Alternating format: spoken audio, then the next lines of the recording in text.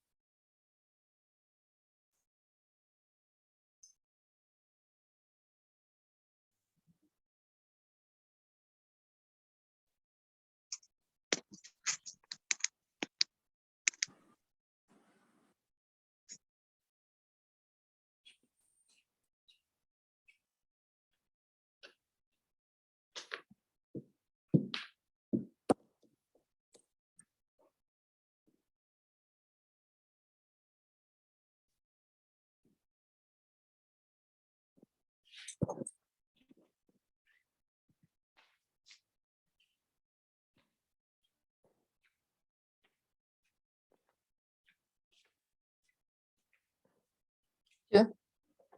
Aja. Jangan. Nak start kan? Tak kita kan? Oh, tak kita.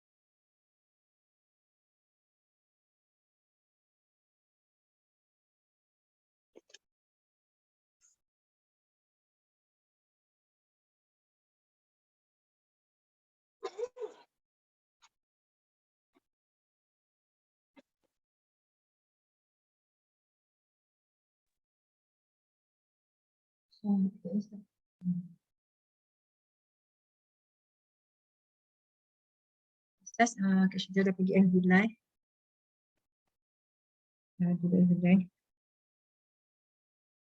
Dengar tak suara Ustaz? Kak Syuja suara?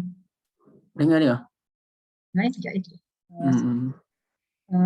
Apa Kak Syuja punya Zoom ni dia sebab tak upgrade kot. Macam dia ada masalah sikit. Tapi insyaAllah tak ada apa-apa lah. Cuma kena nak masuk tu kena apa? Kena kena buat proses daripada yang Kena admit dia. kejap. Okey, untuk mudah Kak Syida, Kak Syida nanti saya jadi co-host dan saya belum bantu Kak Syida sekali. Kejap. Oh, selalu memang kadang kita siapa yang jadi co-host sambil lupa. Kejap, tak pernah pula. Kejap. First kali kejap. Kita boleh mulakan kejap.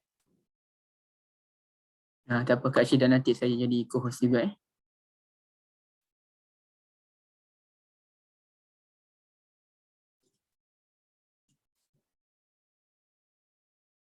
Okey, boleh. Kita mulakan. Nanti timbul tu saya tolong admit sekali. Assalamualaikum warahmatullahi wabarakatuh. Alhamdulillah pagi ni kita masih di kesempatan dengan Allah SWT untuk berada di taman-taman syurga, iaitu kita belajar hadis, di mana salah satu daripada bukti kecintaan kita kepada Rasulullah SAW adalah kita berusaha untuk memahami isi kandungan hadis dan kita beramal apa perintah-perintah yang ada dalam hadis itu. Kalau kita sebagai seorang awam ni memanglah ada keterbatasan kita untuk memahami, tapi melalui bimbingan para asatizah, benda tu perlulah kita kena seimbangkan antara Al-Quran dengan Al-Hadis.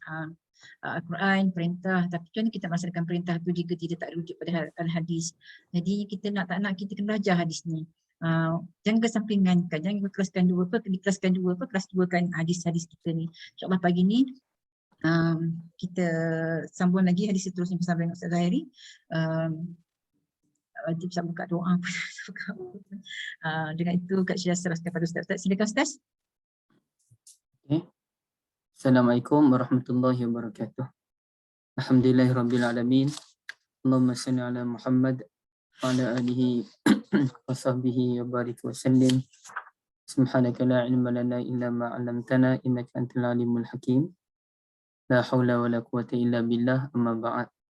Ni Kak Syida dan ibu-ibu sekalian, termasuk bonda saya Hajah Kamariah yang turut hadir.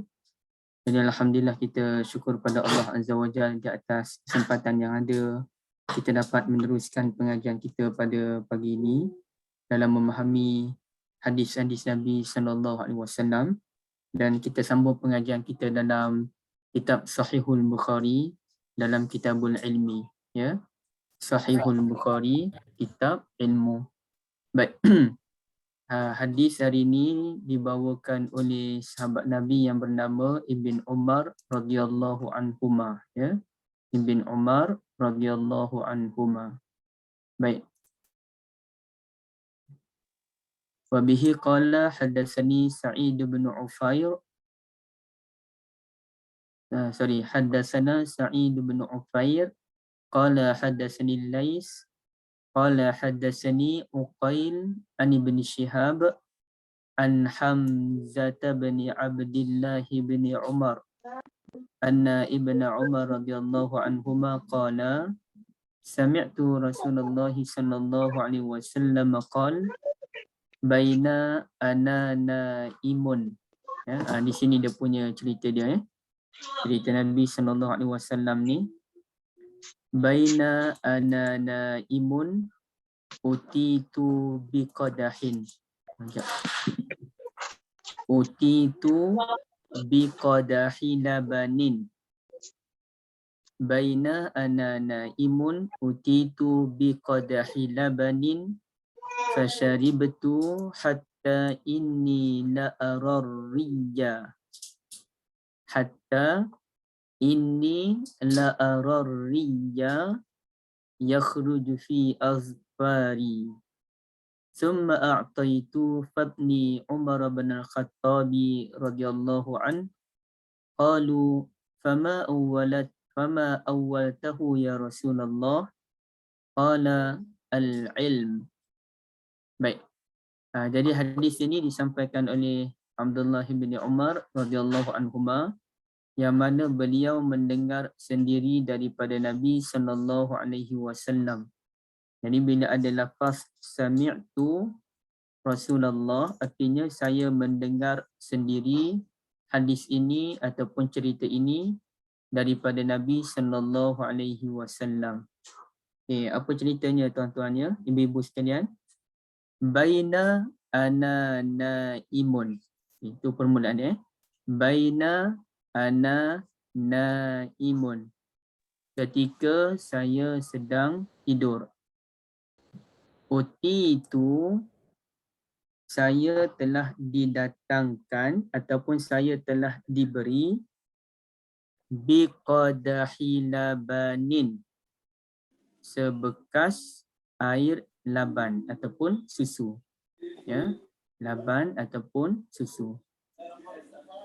Boleh Ketika saya sedang tidur, saya telah dibawa sebekas air susu ataupun laban. Dari Malaysia sudah ada. Belum menemukan demam dari. Okey.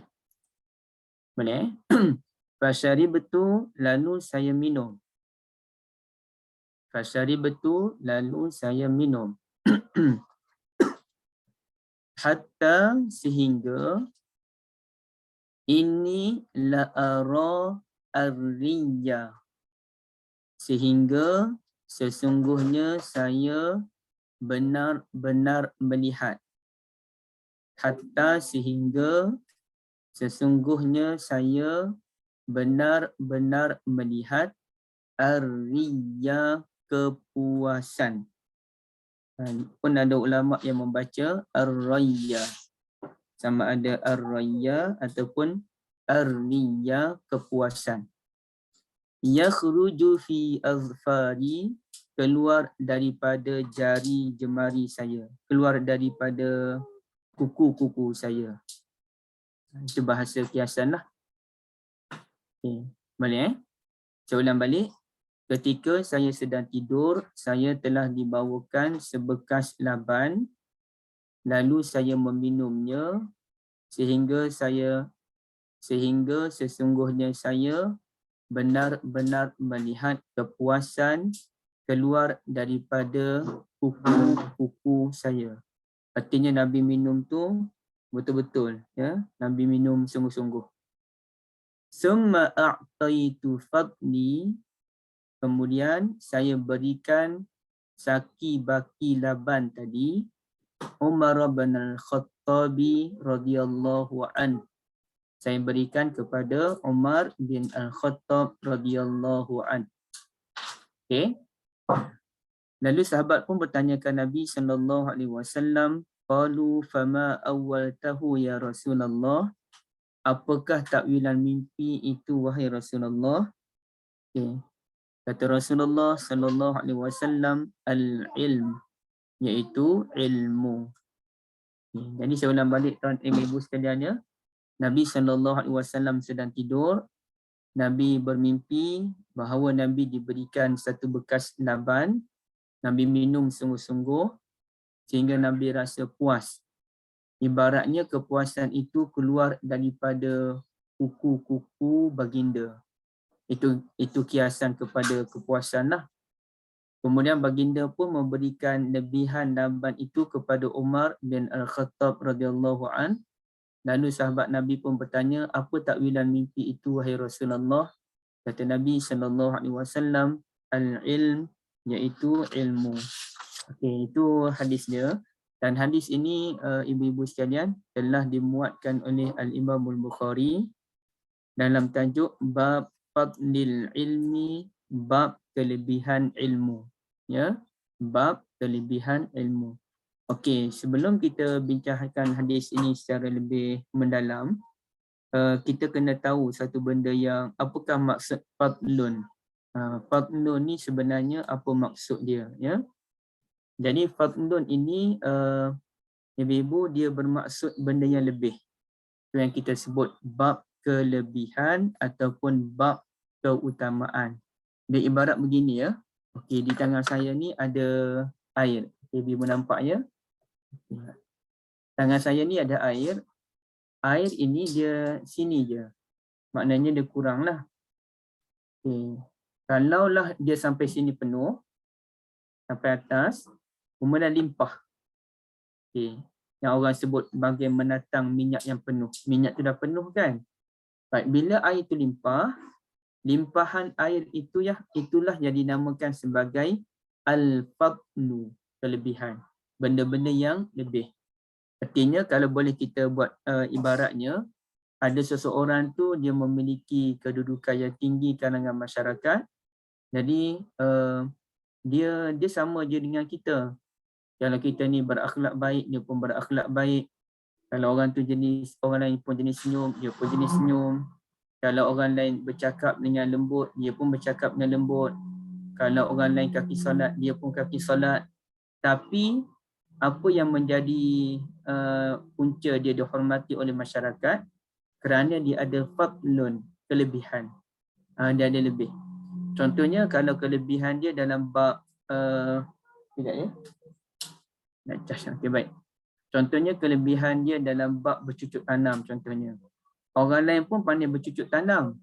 Tapi dia ada fadlun, iaitu skill dia bercucuk tanam itu dengan menggunakan teknologi yang ada melebihi orang lain. Menyebabkan hasil tanaman dia lebih cepat dibandingkan dengan hasil tanaman orang lain. Jadi fadlun itu dia ada sesuatu benda yang lebih dibandingkan dengan orang lain. Itu dipanggil fadlun. Jadi apabila kita bincangkan tentang fadlul ilmi, kelebihan ilmu, ini maknanya kita nak bahaskan ilmu tu boleh memberikan nilai tambah kepada kita. Ya, dengan ilmu, ia boleh memberikan nilai tambah kepada diri kita. Baik. Jadi hadis ini dibawakan oleh guru Imam Bukhari, namanya Sa'id bin Ufair. Ya, Sa'id bin Ufair. Ya, baik. Sekejap, kalau kita tengok di sini, Sa'id bin Ufair ini, Ufair tu nama tok dia sebenarnya. Ufair tu nama tok dia. Nama beliau yang penuhnya Sa'id bin Katsir bin Ufair al-Misri. Al-Masri. Ya? Sa'id bin Katsir bin Ufair al-Masri. Cuma beliau ni lebih terkenal dengan bin tok dia. Dan perkara ini biasa ibu-ibu sekalian, sebagaimana Imam Ahmad bin Hanbal. Imam Ahmad dia bukan bin Hanbal sebenarnya. Imam Ahmad bin Muhammad bin Hanbal. Tetapi tok dia tu yang menonjol. Oleh kerana datuk dia yang menonjol, maka orang sebut namanya Imam Ahmad bin Hanbal. Baik, walaupun asalnya Imam Muhammad bin Muhammad bin Hanbal. Baik, begitu juga dengan Al-Imam Muhammad bin Idris Asy-Syafi'i. Jadi nama sebenar beliau ialah Muhammad bin Idris bin sekian sampailah tok yang keberapa tu barulah Asy-Syafi'i. Tetapi kerana tok dia tu terlalu popular ataupun ada kelebihan, maka beliau dikenali sebagai Al-Imam Syafi'i. Jadi Syafi'i itu bukan nama tempat, bukan nama kabilah, tetapi nama tok dia. Yang saya pun tak ingatlah tok yang keberapa, tapi kalau kita boleh tengok sekejap. Muhammad bin Idris Asy-Syafi'i. Okey, kalau kita lihat dia punya nama penuh dia kan.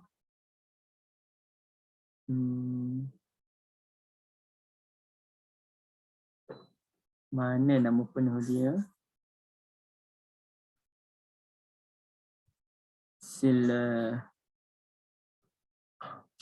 Cuba kita tengok sini. Ism al-Imam Asy-Syafi'i. Al-Imam Asy-Syafi'i Muhammad. Okey, nampak sini Ini nama beliau. Okay, cuba ibu tengok Muhammad. Okey, sini. Dia ada bertemu dengan Nabi SAW di Abdul Manaf. Dengan tempat Abdul Manaf tu. Muhammad bin Idris bin Al-Abbas bin Osman bin Syafi'. Jadi 1, 2, 3. Tok yang ketiga. Ya? Muhammad bin Idris ayah dia. Al-Abbas tok dia. Osman moyang dia. Kemudian Syafi' tok yang ketiga. Jadi kerana Syafi' ni dia ada kelebihan dia yang tersendiri, maka orang pun panggil beliau sebagai Al-Imam Syafi'i. Dan orang Melayu pun biasa sebut nama ayah ataupun nama tok ganti kepada nama sendiri, tetapi jarang berlaku di Malaysia. Tapi orang Arab dia biasa nisbah pada nama tok. Kadang-kadang kalau bin tu dia bin kepada mak, ya, dia bin kepada mak. Contohnya ada seorang anak Ali bin Abi Talib, ya, anak Ali bin Abi Talib, beliau dibinkan dengan mak dia, iaitu Muhammad bin Al-Hanafiyah. Ya, Muhammad bin Al-Hanafiyah. Cuba ibu-ibu tengok ya. Ini sebagai inilah kita nak panas badan dulu Jadi di samping yang kita bincang ni pun perbincangan ilmiah, bukannya kita nak bincang benda yang mengarut kan. Okey. Cuba kalau kita lihat dalam kitab Siyar A'lamin Nubala oleh Al-Imam Az-Zahabi, beliau sebut apa dia? Muhammad, okey cuba tengok Muhammad bin Ali bin Abi Talib. Okay, Muhammad bin Ali bin Abi Talib, nama sebenar Abu Talib tu Abdul Manaf bin Abdul Muttalib. Jadi beliau merupakan anak kepada Ali bin Abi Talib. Tetapi beliau tidak terkenal sebagai Muhammad bin Ali, tak. Sebaliknya beliau lebih terkenal dengan nama mak beliau. Mak beliau ni bernama Khawlah. Nama mak dia Khawlah binti Ja'far Al-Hanafiyah. Al-Hanafiyah ni maknanya dia daripada bangsa Hanafi. Bangsa Hanif. Bangsa Hanif maksudnya panggil. Okay, kalau lelaki, kalau bangsa Hanif dipanggil Al-Hanafi. Kalau wanita dipanggil Al-Hanafiyah. Macam ibu siswa Nabi kan, Halimah. Halimah tu dia daripada bangsa mana? Dia daripada Bani Sa'ad. Okay. Maka sesiapa sahaja suami Halimah sebagai contoh, suami Halimah akan dipanggil, saya pun tak tahu apa nama suami Halimah, contohlah kita buat contoh, namanya Sa'ib. Sa'ib As-Sa'di. Sa'ib As-Sa'di. Manakala Halimah akan dipanggil sebagai Halimatus Sa'diyah. Okay.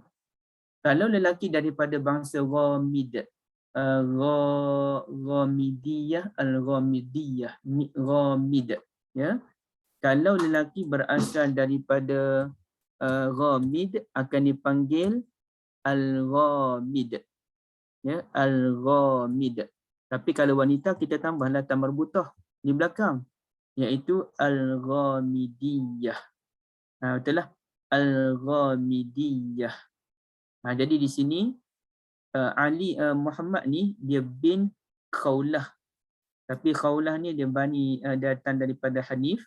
Beliau dipanggil Al-Hanafiyah. Maka Muhammad ini lebih dikenali dengan Muhammad bin Al-Hanafiyah.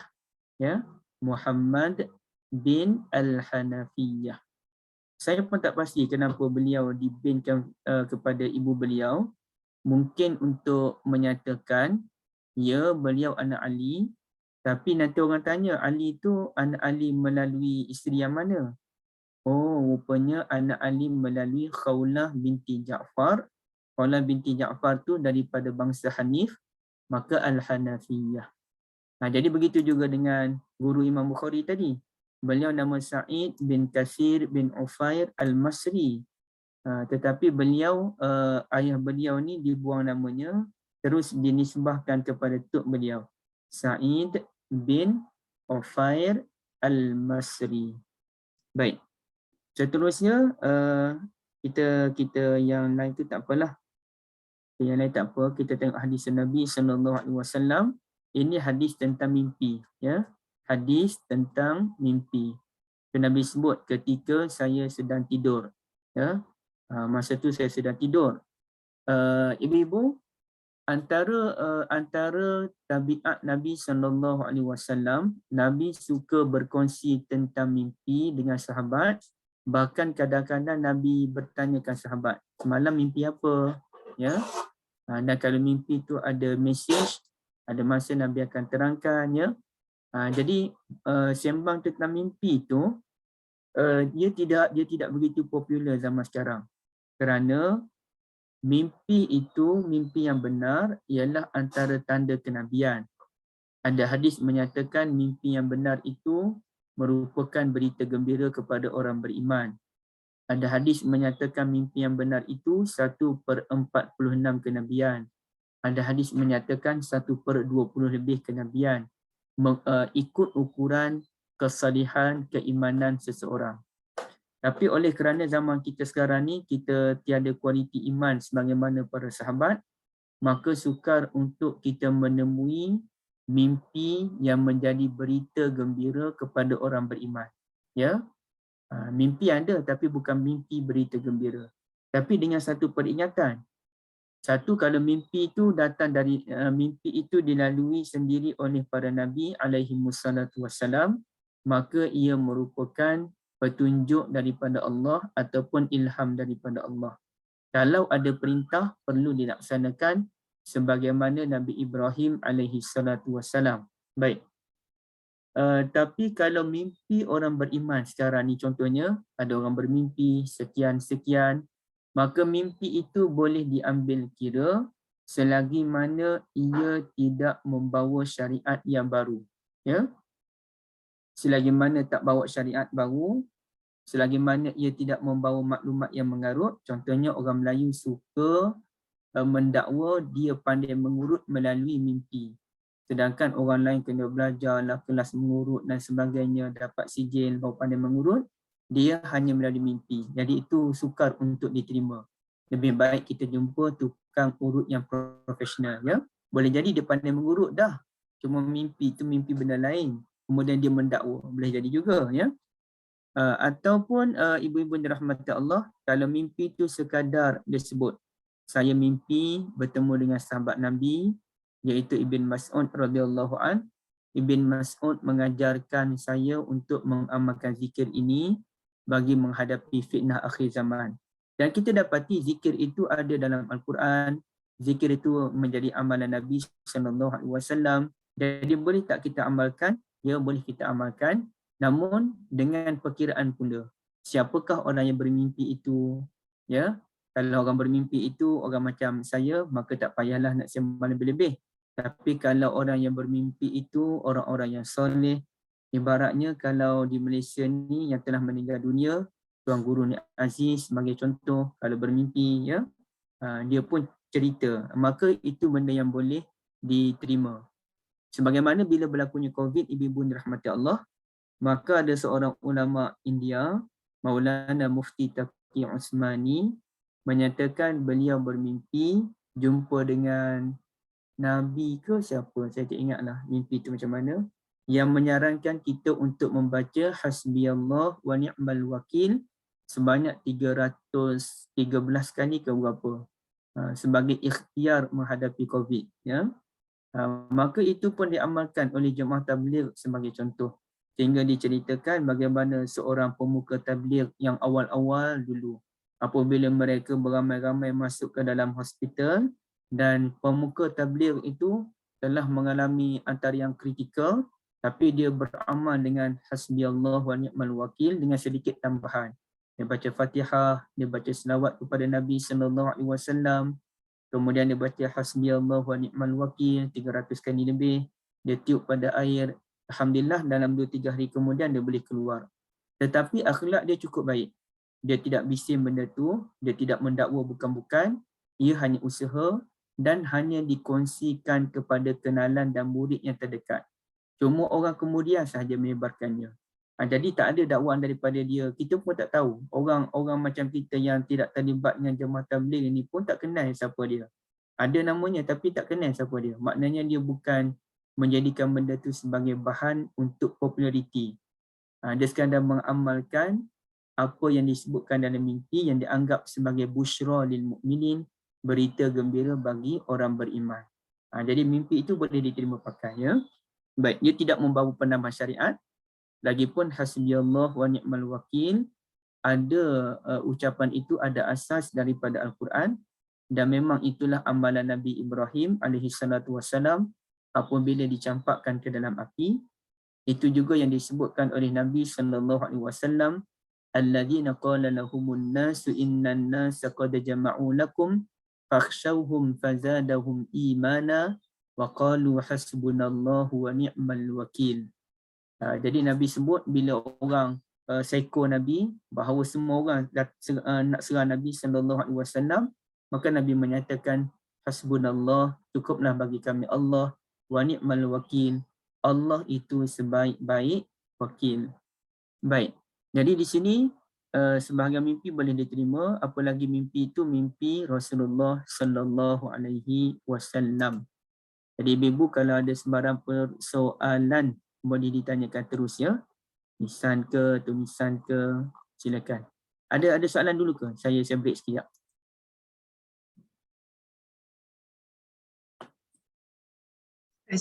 Maaf Kak Syed, macam lah. Dan Tahir ni Apa Ustaz, Kak Syed? Mutakhir ni banyak sangat orang bercerita tentang mimpi kan. Yang tapi bila Ustaz cakap mimpi orang beriman, boleh diterima kan mimpi orang beriman. Tapi ciri-ciri orang beriman tu, yang selalu mimpi tu mestilah orang-orang yang soleh kan, orang-orang yang belajar agama, orang-orang yang dibantu orang tuan-tuan guru. Tapi yelah, kadang-kadang mimpi dia kata dia jumpa Rasulullah kan. Ya. Bagi sekian-sekian amalan semua tu. Maknanya kita boleh ambil ianya sebagai satu amalan ke, bukan amalan amalan yang baru tambah ke macam apa. Tapi macam hasbunallah wakil tu memang dah ada, tapi kata macam selawat ke kan, macam Rasulullah bagi kat selawat baru, selawat ke kamu amalkan sekian selawat macam ni. Okey. So dia pun bagi tahu kat kita sebab amalkan selawat baru ni. Adakah itu juga yang dikatakan boleh diterima Ustaz? Memang dia orang yang kayaknya dia tu orang berpengaruh lah kan.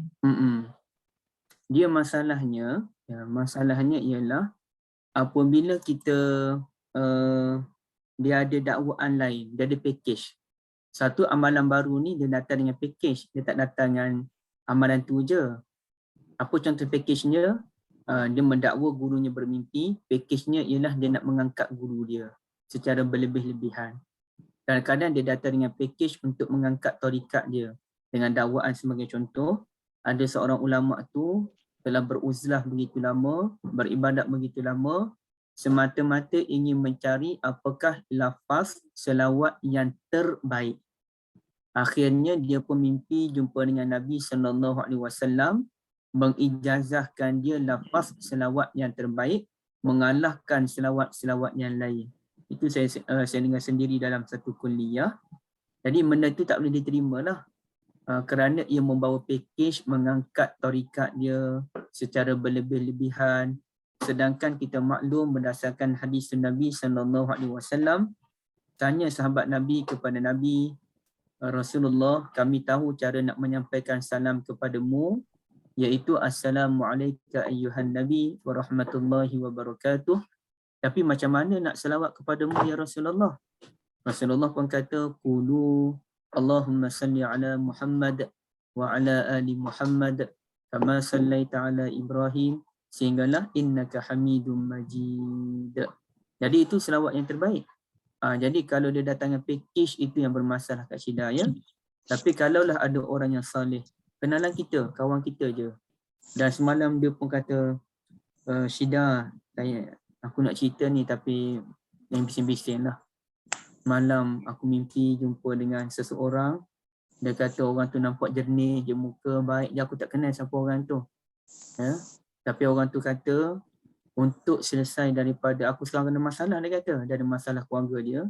Jadi untuk selesaikan masalah ni, aku kena solat banyak kali. Kena bangun solat tahajud. Dalam solat tahajud tu, aku kena baca doa, Rabbi adkhilni mudkhala sidqin wa akhrijni mukhraja sidqin waj'alni min ladunka sultanan nasira. Pada setiap sujud aku kena baca, aku kena doa pada Allah sungguh-sungguh lepas baca doa tersebut. Okey, kalau dia mimpi begitu, maka itu boleh diterima. Satu, dia tak ada package. Dia pun tak adalah nak menguar-uarkan kepada orang lain untuk mengangkat kedudukan dia, tak.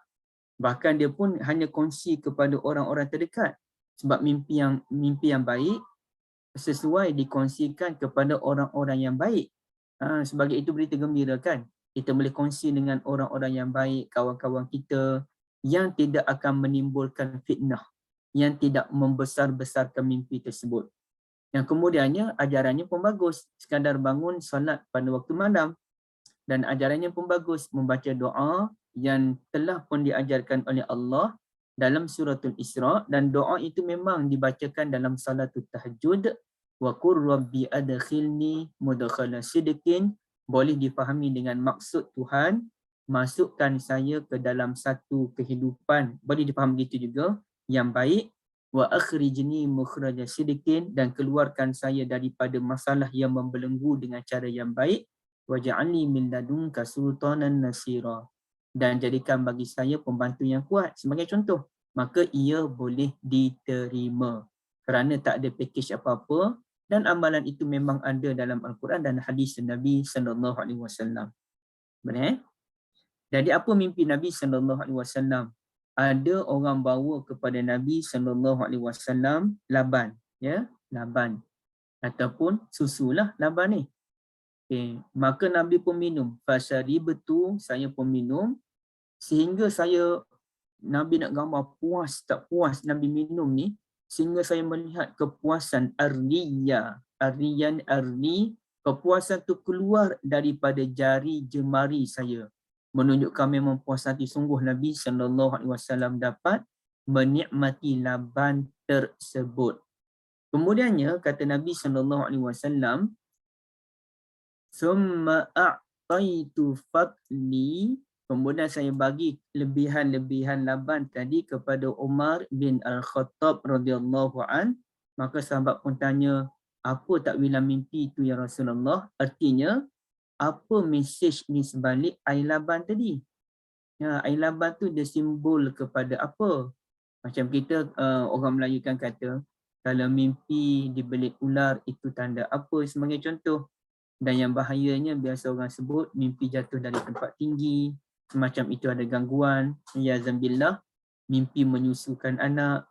Ya zambillah, itu pun mimpi gangguan sebagai contoh, tapi saya tak tahulah dalam isu ini. Ini yang biasa kita dengarlah. Baik. Jadi dalam kes ini Nabi pun menyatakan mesej di sebalik laban tadi ialah al-ilmu, ya, ilmu pengetahuan, ya, ilmu. Maka guru saya pun menyatakan, Maulana Asri hafizahullah menyatakan, ilmu tu seseorang yang bermimpi minum laban, insya-Allah dia bermimpi insya-Allah Allah Taala nak bagi dia ilmu yang banyak. Dan ini saya tak pernah alamilah ibu-ibu ya. Tapi siapa yang mimpi dan minum laban, insya-Allah Allah nak bagi dia ilmu yang banyak. Sebagaimana Nabi mimpi sallallahu alaihi wasallam minum laban, dan bila Nabi bagi lebihan tu kepada Umar, artinya Umar telah mendapat sebahagian yang besar daripada ilmu yang dimiliki oleh Rasulullah sallallahu alaihi wasallam. Jadi ini merupakan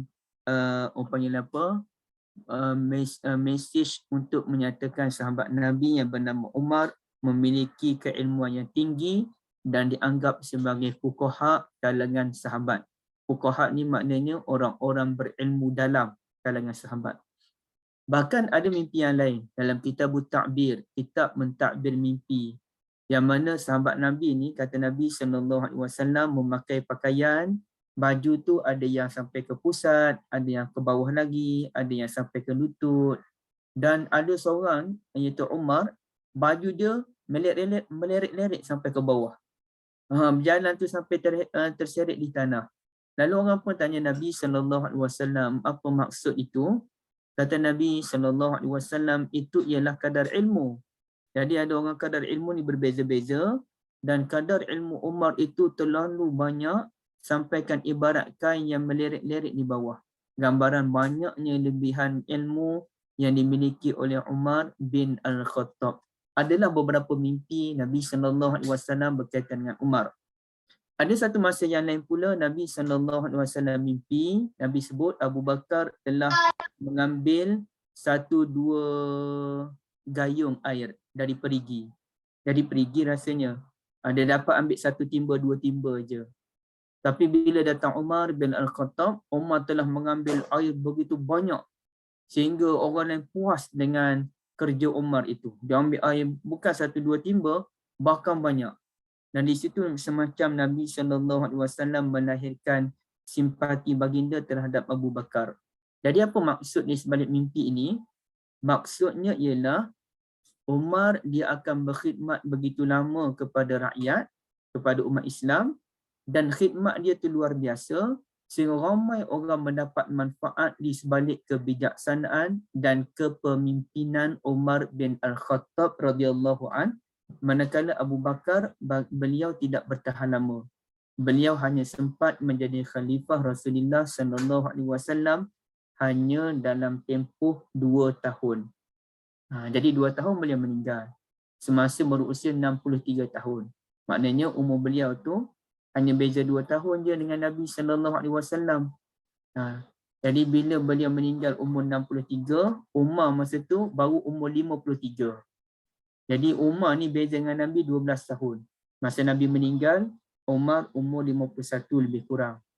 Masa Abu Bakar meninggal usia 63, Umar berusia 53 tahun. Lalu kemudiannya Umar menjadi khalifah Amirul Mukminin 10 tahun lamanya. Dan masa itulah Islam telah mendapat nikmat yang begitu besar daripada kebijaksanaan Umar. Sehinggalah 10 tahun kemudian beliau meninggal, digantikan oleh khalifah yang begitu luar biasa, Uthman bin Affan. Namun apabila penguasaan Islam itu berlaku begitu hebat, pada 6 tahun yang pertama memang cemerlang, tak ada gangguan. Tapi pada 6 tahun yang kemudiannya musuh Islam mula mengganggu. Di samping mereka mengadakan komplot untuk memburukkan Uthman bin Affan radhiyallahu anhu. Jadi mereka burukkan pula Uthman bin Affan. Jadi Uthman itu sendiri seorang yang hebat, ada kredibel dan juga ada kekuatan kepimpinan yang luar biasa. Tetapi fitnah tu begitu luar biasa, komplot musuh pun begitu luar biasa, musuh dalam selimut pun begitu ramai, menyebabkan 6 tahun kedua pemerintahan Uthman mengalami gangguan demi gangguan. Okey, sekejap ya.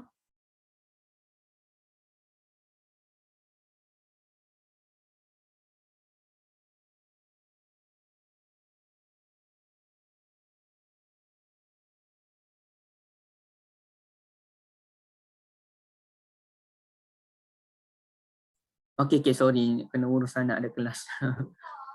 Okey. Ada sebarang persoalan? Silakan. Sebelum kita pindah hadis yang kedua. Soalan dari Kak Lina dekat cik. Kak Ruang cik. Oh, Kak Lina kan? Lupa. Ya. Kak Lina tanya tentang mimpi Rasulullah, adakah semuanya ilham dari Allah? Wahyu ni lain Kak Lina. Wahyu ni wa ma kana li basharin an yukallimahullahu illa wahyan aw min wara'i hijab. Wahyu ni dia mesti datang daripada Jibril alaihi salatu wasalam. Jibril ajarkan Nabi sallallahu alaihi wasallam Al-Quran, dia begitu. Cuma ayat dua ayat terakhir surah Al-Baqarah itu Nabi sallallahu alaihi wasallam ambil sendiri ketika peristiwa Mi'raj ke langit. Yang mimpi itu merupakan ilham daripada Allah Azza wa Jalla. Dan kadang-kadang melalui ilham itulah Nabi SAW pun ungkapkan balik kepada sahabat. Nabi kata, sesungguhnya Allah Azza wa Jal berkata, Ana inda zanni abdi bi, aku berdasarkan sangkaan hambaku kepadaku. Jadi, wa ana ma'ahu hina zakarani, dan aku sentiasa bersama dengannya selagi mana dia sentiasa mengingatiku. Jadi itu kata-kata Allah, tapi di ayatnya datang daripada Nabi SAW. Jadi wahyu dia datang daripada Jibril. Wahyu ini dia Jibril datang tu dengan package yang lengkap. Contohnya bila Jibril kan selalu datang jumpa Nabi SAW. Jadi takkanlah selalu datang tu sekadar menurunkan wahyu. Tak. Bahkan mengajarkan wahyu tu kepada Nabi SAW, terutamanya dalam bulan Ramadan. Itu kerap Jibril alaihi salatu wasallam datang jumpa Nabi SAW. Jadi di situlah Jibril mengajar Nabi cara bacaan yang pelbagai, yang sesuai dengan pelbagai kaum. Yakni bacaan Al-Quran ni, contohnya ayat 6 suratul Hujurat, Ya ayyuhallazina amanu in ja'akum fasiqun binaba'in fatabayyanu. Jadi ada masa Jibril datang ajarkan Nabi SAW fatabayyanu. Tapi ada masa yang lain Jibril datang mengajarkan Nabi SAW fatathabbatu. Jadi bacaan fatabayyanu baik, bacaan fatasabbatu baik, kesemuanya datang daripada Jibril alaihi salatu wassalam berdasarkan catatan yang berada di Lauh Mahfuz. Kemudiannya Jibril ajarkan Nabi SAW cara menulis Al-Quran itu sendiri. Ya, jadi Al-Quran itu bagaimana tulisannya, bagaimana bentuknya, dan alhamdulillah Kak Syida dan ibu-ibu sekalian, karya saya baru yang terbaru akan siap mungkin dalam minggu depan ataupun minggu depan satu lagi yang berjudul Rahsia Tulisan Al-Quran. Alhamdulillah, saya pun terlupa bagi tahu ibu saya berkaitan dengan buku ni. Jadi tulisan Al-Quran tu memang datang daripada Jibril alaihi salatu wassalam berdasarkan tulisan di Lauh Mahfuz. Jadi kita nak kena kaji kenapa tulisan Al-Quran tu begitu. Kenapa perkataan ini beza dengan perkataan ini daripada sudut tulisan. Alhamdulillah. Ya, cuma buku tu ialah agak tebal dalam 400 lebih muka surat sebab cara dia punya design dia tu ya. Okey, baik. Kalau tak ada, boleh kita terus ke hadis yang seterusnya. Okay, saya tulis sekejap ya. Babul futya. Ustaz, kalau kerja terus boleh Ustaz? Ya, apa dia, Kak? Macam mana pula dengan berkaitan Yaqazah tu Ustaz? Yaqazah, jumpa Nabi SAW secara Yaqazah. Akhir zaman ni masih ada masih boleh terima ke Yaqazah tu Ustaz? Saya rasa yang terbaiklah tidak dapat diterima pertemuan dengan Nabi SAW secara Yaqazah. Yang ni Yaqazah ni kita jumpa secara mata kasar ni. Macam contohnya saya balik kampung hari itu, saya jumpa dengan ibu saya secara Yaqazah lah tu. Bukan lagi secara mimpi ke, secara ingat-ingatan ke, tak.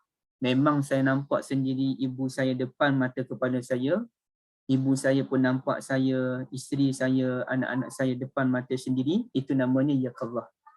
Kalau Yaqazah itu wujud, ya Kak Syida, kalau Yaqazah itu wujud, pastilah orang yang terbaik akan melihat Nabi SAW secara Yaqazah. Betul? Baik. Tapi rupa-rupanya menurut catatan sejarah yang sahih, tidak ada pun orang-orang soleh yang terbaik menyatakan mereka bertemu Nabi SAW secara Yaqazah. Siapa? Generasi para sahabat.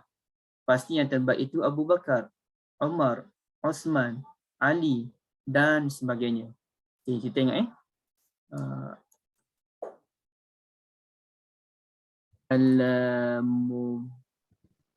apa dia nak kata ya? Al-Mubashirina bil Jannah. Okay, Al-Mubashirina bil Jannah ni 10 orang sahabat Nabi yang dijamin syurga tu.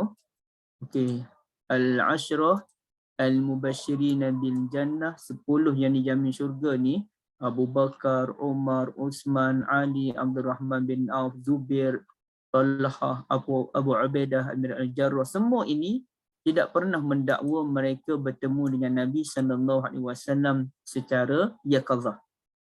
Okey, kita buang dulu sahabat. Kita ambil tabi'in pula. Hasanul Basri, Sa'id bin Jubair, Uwais Al-Qarni. Uwais Al-Qarni yang termasuk dalam kategori Al-Mukhadramun. Okey ya, Al-Mukhadramun. Saya tulis di ruangan chat. Mana ejaan dia? Al-Mukhadramun. Okay. Al-Mukhadramun yakni orang yang hidup pada zaman Nabi SAW namun tidak sempat bertemu dengan Nabi, tapi dia beriman dengan Nabi. Dia hidup zaman Nabi, beriman dengan Nabi SAW namun tidak sempat bertemu dengan Nabi. Seperti siapa? Uwais Al-Qarni dan juga An-Najashi, Ashamah Najashi di Habsyah. Okay. Najashi itu tak apa lagi, beliau meninggal semasa kehidupan Nabi SAW. Tapi Uwais Al-Qarni yang masih hidup selepas kematian Nabi SAW, Uwais Al-Qarni punya hebat bukan main lagi tu. Tidak pernah ada catatan sejarah menunjukkan beliau bertemu dengan Nabi SAW secara Yaqazah. Hasan Basri tak pernah, Imam Syafi'i tak pernah, pakar dalam bidang hadis Imam Bukhari tak pernah, Imam Muslim tak pernah, Imam Nawawi tak pernah, Ibn Hajar Al-Haytami Al-Asqalani tak pernah, para mufassir Tabari, apa lagi nama Qurtubi, Ar-Razi, semua tak pernah mendakwa mereka bermimpi berjumpa dengan mereka bertemu dengan Nabi SAW secara yaqazah. Biasanya yang mendakwa mereka bertemu Nabi secara yaqazah ni satu kumpulan sahaja ibu-ibu sekalian, iaitu kumpulan sufi. Itu je. Jangan tarikat je yang suka mendakwa perkara demikian.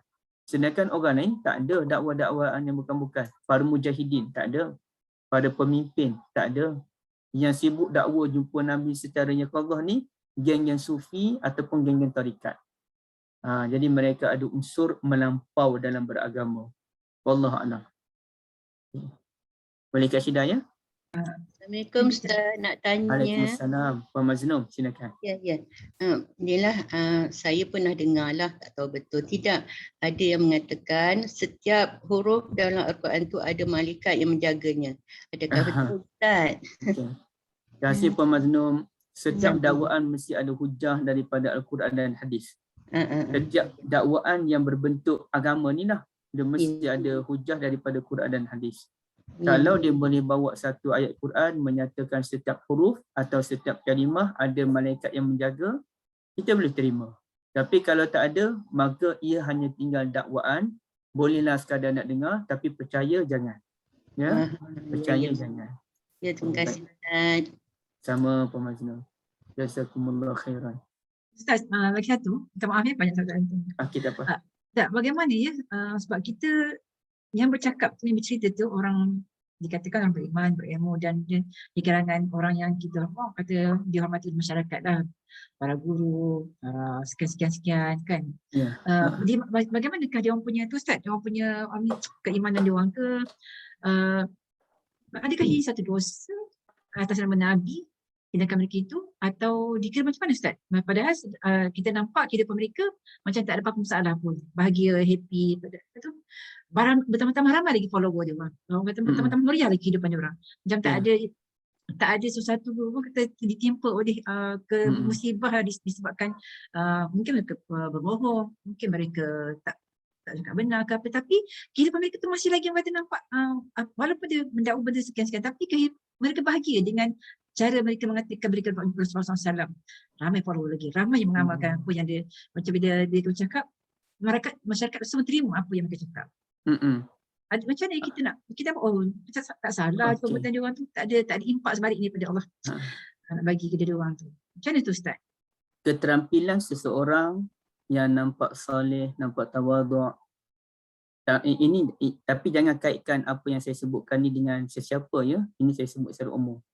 Keterampilan seseorang yang nampak soleh dan tawaduk, ramainya followers dia yang mengikut dia, dan dia pun kelihatan bermulut masin, dan dia kelihatan banyak berzikir kepada Allah Azza wa Jal, dan dia memiliki kehidupan yang baik, isteri yang baik, anak-anak yang baik, bacaan Al-Qurannya pun baik, bahkan dia menghafal Al-Quran 30 juzuk sekalipun, semua itu tidak menjadi hujah bahawa apa yang dia dakwa itu betul. Sesuatu itu boleh menjadi betul apabila ada sumbernya daripada sudut ilmu. Jadi datanglah sesiapa, hebatlah macam mana pun keterampilan dia, tapi kalau dia mendakwa sesuatu yang tidak ada dalam Al-Quran, tidak ada dalam hadis, berkaitan dengan ilmu agama, tidak dibahaskan oleh ulama-ulama yang mu'tabar, maka ia hanya tinggal dakwaan. Bagi contoh, saya terkejut apabila ada satu kempen untuk berpuasa pada 12 Rabiul Awal. Tahun ni baru saya dengar. Saya tak pernah dengar pun kempen ini dalam tahun lepas, 2 tahun lepas, tak pernah dengar. Tapi tahun ni saya dengar, saya tengok di mana ya, kempen berpuasa pada 12 Rabiul Awal. Datang dari mana tu ibu? Puasa 12 Rabiul Awal. Kalau dulu-dulu puasa pada hari Isra' dan Mi'raj. Datang dari mana tu puasa Isra' dan Mi'raj ini? Ini semua merupakan dakwaan yang batil, tidak pernah diamalkan oleh mana-mana ulama yang soleh. Tak pernah ada dakwaan demikian. Tiba-tiba ada dakwaan yang bukan-bukan ni. Jadi keterampilan seseorang bukan hujah. Ya? Keterampilan seseorang bukan hujah. Itulah yang boleh saya katakan, ya. Bahkan mungkin kalau kita hidup pada zaman sahabat Nabi SAW, kita mendapati pemakaian mereka yang selekeh, yang usang, namun mereka lah yang membawa agama yang betul. Guru saya, ini guru pondok, ya, guru pondok Ustaz Ridauddin Hafizahullah. Beliau pemakaian dia ala kampung, walaupun kita jemput beliau untuk kelas bersiri di Universiti Malaya, beliau datang dengan cara dia, pakaian jubah dan serban, dan jubah tu jubah yang biasa, bukannya style yang hebat-hebat, tak ada, biasa je. Beliau menyatakan kami dulu, ini kalau boleh saya katakan, Ustaz Ridauddin ni bukannya orang-orang yang mendukung sunnah sebagaimana aliran saya lah. Beliau orang pondok. Tapi beliau menyatakan dia belajar kitab-kitab kuning ni di pondok. Guru ni duduk di tepi kolah, pakai singlet, pakai kain sarung, letak serban kat bahu macam tu. Macam saya orang kampung, ada serban bahu tapi pakai baju singlet, pakai kain sarung, mengajar kitab. Tapi zaman sekarang dia cukup terkejut dengan sebahagian kumpulan yang memakai pakaian yang terlalu menampakkan kesalihan, tidak sesuai dengan kemampuan diri. Dengan jubahnya, dengan serbannya, dengan ridaknya lagi, dia ada keterampilan yang agak-agak melampau. Sedangkan kita kena sedar kemampuan diri kita, ibu-ibu sekalian, ya. Baru je saya kongsi di satu tempat. Kalau orang tu biasa datang surau, memang kaki surau, walaupun dia tidak berilmu, dia nak pakai jubah, tidak ada masalah. Kalau dia orang berilmu, dia nak pakai jubah, tidak ada masalah. Tapi kalau kita rasa kita bukan kaki surau, kalau kita rasa kita bukan peminat ilmu, dan kita tahu kita ni jahil, kita tahu kita ni suka berhibur, kita tahu kita ni tak boleh jaga diri sendiri dengan baik, maka kita pun jenis kaki TikTok sebagai contoh.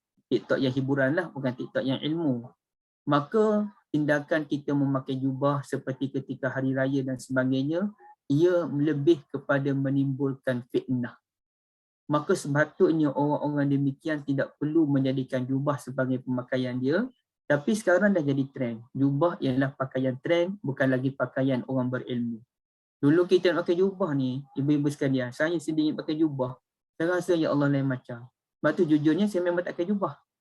Dan mungkin Kak Syida pun dah sebut, tak pernah nampak pun Zul pakai jubah. Ya, betul. Sebab saya fikir jubah dah jadi pakaian trend. Sedangkan dulu bila kita pakai jubah ni, kita rasa lain macam je, ya. Tapi jadi trend. Bahkan kopiah pun jadi trend tertentu. Bila penjenayah dibawa ke mahkamah, tiba-tiba dia pakai kopiah. Jadi kopiah ni ialah kadang-kadang dia jadi sebagai bahan untuk menunjukkan kesalihan walaupun tidak salih. Untuk menunjukkan keilmuan walaupun tidak berilmu. Bahkan ada orang yang buat perkara maksiat pun pakai kopiah, sebagaimana ada orang tengah khutbah Jumaat, dia masih lagi sibuk menjual kopiah dengan memakai kopiah. Sedangkan orang tengah khutbah Jumaat. Jadi ini jadi fitnah, ibu-ibu yang dirahmati Allah sekalian. Jadi tak kisah, hebat macam mana pun dia, ramai pengikut macam mana pun, dasarnya ilmu. Kalau dia boleh bawa ilmu yang betul, kita sokong. Kalau mengarut dan tidak ada sumber dalam mana-mana kitab, tidak ada sumber dalam mana-mana kitab yang muktabar lah. Bukan kita ikut dan je, ada juga kitab ikut dan. Jangan kita tengok kitab Arab je, kita nak pegang terus, tak. Bukan semua kitab boleh dipegang. Jadi, kalau ada hujah daripada kitab muktabar, ya kita boleh amalkan. Tapi kalau tak ada, suka-suka kita je, tak boleh. Sebagai contoh, ada seorang yang kempen supaya kita bila letakkan jenazah ke dalam perkuburan, kita kena azan. Sebagaimana dia lahir, seorang budak lahir pun disambut dengan azan, maka pergi pun disambut dengan azan. Jadi tersebar luas dia punya video tersebut. Sedangkan ulama dahulu seperti Ibn Hajar Al-Haytami terang-terangan menyatakan perbuatan itu bid'ah. Dan kalau betul azan itu yang terbaik ketika meletakkan jenazah ke dalam perkuburan, pasti akan dilakukan oleh khairun nas, yakni Nabi SAW dan para sahabat. Tapi Nabi, para sahabat, ulama-ulama terkemuka tak pernah membuat cadangan demikian. Kalau Nabi tak buat, logik lagi lah, sebab Nabi ni tak buat semua benda. Tapi sahabat pun tak buat, ulama mutabar tak buat, Imam Bukhari, Imam Syafi'i pun tak buat. Jadi macam mana tiba-tiba ada orang nak mencadangkan amalan yang bukan-bukan tersebut? Kacau. Dia akan jadi kacau, ya. Wallahu a'lam. Okey, kita terus kepada bab al-futya wa huwa waqifun 'ala dabbati wa ghairiha. Bab memberikan fatwa, ini seorang guru memberikan fatwa ataupun ilmu ketika berada di atas binatang tunggangan dan seumpamanya. Okey, kalau kita sekarang ni dalam kereta atas motor mengajar sambil memandu kereta sebagai contoh sekarang kan. Okey. Apa ceritanya? Qala al-Imam al-Bukhari haddatsana Ismail qala haddatsani Malik an Ibn Shihab an Isa bin Talhah bin Ubaidillah an Abdullah bin Amr bin Al-As radhiyallahu anhuma. Ini sahabat Nabi ya. Abdullah bin Amr bin Al-As sahabat Nabi, Abdullah sahabat Nabi, Amr pun sahabat Nabi, Abdullah bin Amr bin Al-As radhiyallahu anhuma. Anna Rasulullah sallallahu alaihi wasallam waqafa fi hajjatil wada' biminan linnasi yas'alunahu. Rasulullah sallallahu alaihi wasallam berdiri dalam ketika haji wada' di Mina. Masa tu berada di Mina. Rasulullah sallallahu alaihi wasallam sedang melakukan haji wada'. Lalu orang pun bertanyakan Nabi beberapa persoalan ya. Orang tanyakan Nabi beberapa persoalan. Baik, apa ya? Faqala faja'ahu rajulun, maka datang seorang lelaki. Faqala lam ash'ur fahalaqtu qabla an azbah. Apa dia tanya? Dia tanya, saya tak sedarlah Rasulullah bahawa saya telah bercukur sebelum sembelih. Saya tak sedar benda tu. Saya tak pandai dalam bab haji ni ibu, saya tak dapat gambaran yang besar, tapi ceritanya begitulah.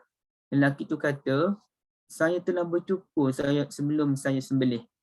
Apa komen Nabi sallallahu alaihi wasallam? Faqala sallallahu alaihi wasallam, izbah wala haraj.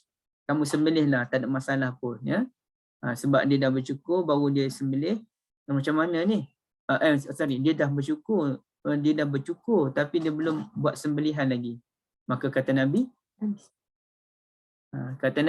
izbah, kamu pergilah sembelih, tidak ada masalah.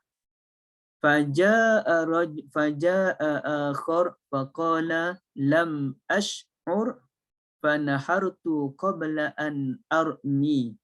Orang lain pula datang dan tanya dan bagi tahu Nabi sallallahu alaihi wasallam, ya Rasulullah, saya pun tak perasan bahawa saya telah sembelih haiwan sebelum saya membuat lontaran di jamrah, sebelum melontar. Kata Nabi sallallahu alaihi wasallam, faqala irmi wala haraj. Kamu pergilah melontar, tak apa, tak ada masalah. Fama su'ilan nabiyyu sallallahu alaihi wasallam an syai'in quddima wala ukhira illa qala if'al wala haraj. Dan Nabi tidak ditanya sesuatu pun tentang yang dibuat dahulu, yang dibuat kemudian. Macam tadi dia bercukur sebelum sembelih ataupun dia sembelih sebelum melontar. Nabi jawab, if'al wala haraj. Pergilah buat, tak apa, tak ada masalah. Okey, baik. Jadi di sini apa ceritanya tentang duduk di atas binatang tunggangan, sedangkan hadis ini tak ada pula menyatakan Nabi SAW duduk di atas haiwan tunggangan. Maka kata ulama, yakni biasanya ulama berdasarkan hadis yang lain. Dia berdasarkan hadis yang lain. Dalam hadis ni Imam Bukhari dia tak bawa hadis yang penuh. Ini panjanglah dia dalam skill kemahiran Imam Bukhari ni, ulama pelik. Apa kaitan tajuk bab dengan hadis? Tajuk bab memberi fatwa ketika duduk atas haiwan tunggangan. Tapi hadis tak ada pula cerita Nabi SAW duduk atas haiwan tunggangan. Dia dipanggil skill Imam Bukhari. Yang ni Imam Bukhari merangsang penuntut ilmu hadis. Bukan kita lah. Kita orang awam ni sekadar belajar biasa-biasa je. Tapi penuntut ilmu hadis, kalau dulu kami belajar ibu-ibu sekalian, kami dicabar untuk mencari, okey, macam Imam Bukhari cabar, kenapa ni? Saya kata duduk atas hewan tunggangan, tapi hadis yang saya bawa tak ada pun dikatakan Nabi SAW duduk atas hewan tunggangan. Oh, rupa-rupanya ada dalam hadis yang lain. Dan hadis yang lain pun disebutkan oleh Al-Imam Al-Bukhari rahimahullah dalam bab yang lain. Nah, ini dia menguji kepintaran penuntut ilmu hadis. Kita orang awam, kita follow je lah. Baik. Nah, jadi di sini ada hadis Nabi, contohnya riwayat Ibn Abbas radhiyallahu anhuma yang menyatakan kana ala naqatihi. Nabi SAW sedang duduk atas unta betina, ya. Nabi sedang duduk atas unta betina naqatihi. Baik. Jadi maknanya ada hadis lain. Buat mau dia. Baik. Jadi ibu-ibu yang dirahmati Allah, apa yang kita nak belajar daripada hadis ini, ada beberapa perkara lah dalam hadis ini. Satunya nak menceritakan tentang pentingnya menuntut ilmu, sehingga kan ketika haji wada' sekalipun ilmu tetap diberikan keutamaan, ya. Ilmu tetap diberikan keutamaan. Dan saya tengoklah, wallahualam, saya dah tengok beberapa travel agency kan, tapi saya tak tengok mendalam lah, saya sepintas lalu. Kalau contohnya ada juga Abu Anas Madani, Dr. Basit Hafizahullah, yang Kak Rafidah selalu kongsi, barakallahu fikum Kak Rafidah. Okay, baik. Jadi kalau Abu Anas Madani itu, kalau travel agency ke Mekah bersama dengan beliau, ya, pasti ada agenda ilmu yang diterapkan. Duduk, dia pun mengajar, berkongsi ilmu. Bukan hanya tazkirah kosong semata-mata. Kerana ini peluang kita ni, kita nak kongsi ilmu dengan masyarakat. Jadi kalau macam saya pergi, saya bukan mutawif, tak boleh lah nak main-main. Tapi kalau mutawif, dia ataupun orang yang dijemput khas, boleh berkongsi ilmu, seperti Dr. Basir, Dr. Ruzaimi, itu kumpulan-kumpulan yang mementingkan ilmu, walaupun ketika menunaikan haji, kerana kita maklum, ramai juga orang yang pergi menunaikan haji, pergi menunaikan umrah, tetapi tidak ada ilmu, maka kualiti ibadahnya tak tinggi. Dia beribadah tu sungguh-sungguh, tapi kita bincang soal kualiti. Justru tertubuhlah satu kumpulan namanya ahsanu amala, amal yang terbaik, bukannya aksaru amala, bukannya amal yang banyak. Kualiti dipentingkan daripada kuantiti.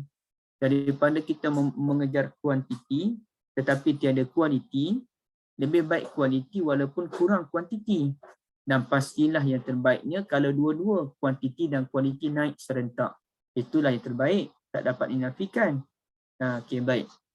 Jadi dalam kes ini, Nabi SAW tetap memberikan keutamaan kepada ilmu, hatta walaupun Nabi masa itu duduk di atas hewan tunggangan pun, Nabi layan soalan-soalan yang ditanyakan kepada Nabi SAW, amalan bi ayatil Quran, sebagai beramal dengan ayatul Quran, wa ammasaila fala tanhar, adapun orang-orang bertanyakan kepadamu tentang ilmu agama, fala tanhar, maka jangan kamu herdik. Walaupun kadang-kadang kita geram dengan soalan ni, kan aku dah cerita sebelum ni kan. Dan saya ada satu grup tu, orang dah cerita dah sebelum ni, Allah. Tapi alhamdulillah saya dulu dah belajar dah ayat wa ammasaila fala tanhar. Kita diberi kefahaman lebih awal lagi, menyebabkan alhamdulillah setakat ni ibu, saya tidak menyampah dengan soalan sama yang ditanya berulang kali. Tapi ada jugalah pattern soalan yang saya menyampah. Ya Allah, soalan ni tanya juga, soalan lain tak ada ke? Itu kadang-kadang kita menyampah juga. Tapi kalau soalan tu benda yang baik, benda yang ilmiah, yang ditanya walaupun berulang kali, alhamdulillah setakat ni saya tak menyampah lagi lah. Kerana kita tahu, kalau kita jawab kan saya dah cerita sebelum ni. Yang tu Zul cerita pada orang lain. Saya tak tahu, saya tak dengar, saya tak perasan, saya terlepas. Kalau dalam WhatsApp kan banyak, terlepas lah.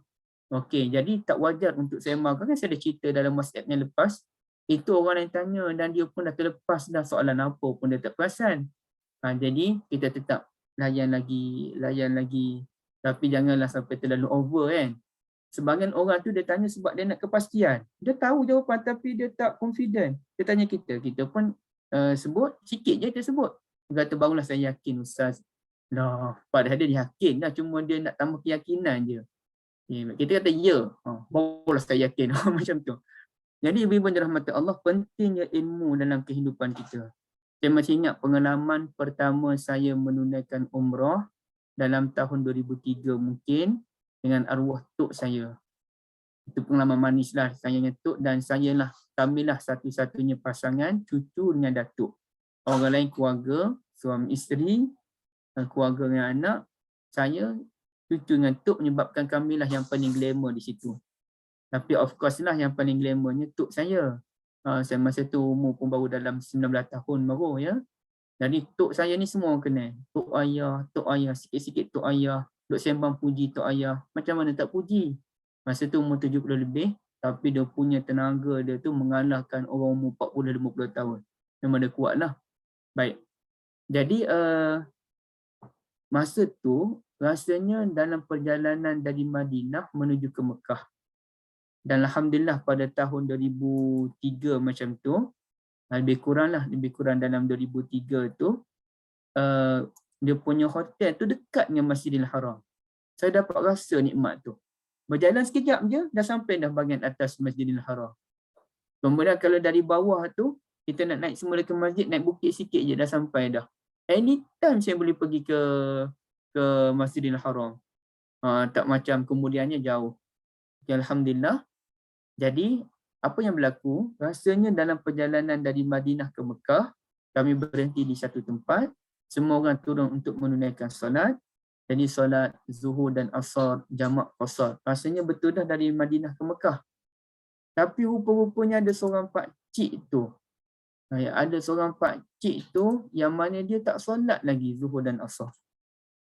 Jadi bila orang dah nak gerak, orang baru perasan lah pakcik ni tak solat lagi. Tanya, pakcik tak solat lagi ke? Belum lagi. Pergilah solat dulu pakcik, kita tunggu. Tak apa, dah lambat dah, dia kata. Orang pun pujuk lagi, pergilah dulu kami tunggu. Tak apa, dah lambat dah.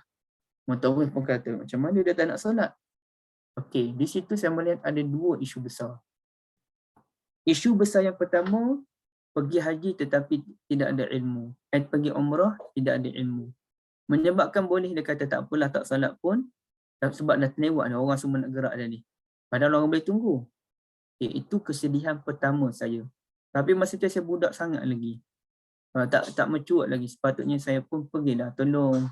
Jom pakcik salat tak baik, berdosa apa kan. Yang kedua yang lebih sedih lagi ialah, dengan minta maaf, ini kita cerita-cerita je. Kenapa mutawif tak ambil tindakan?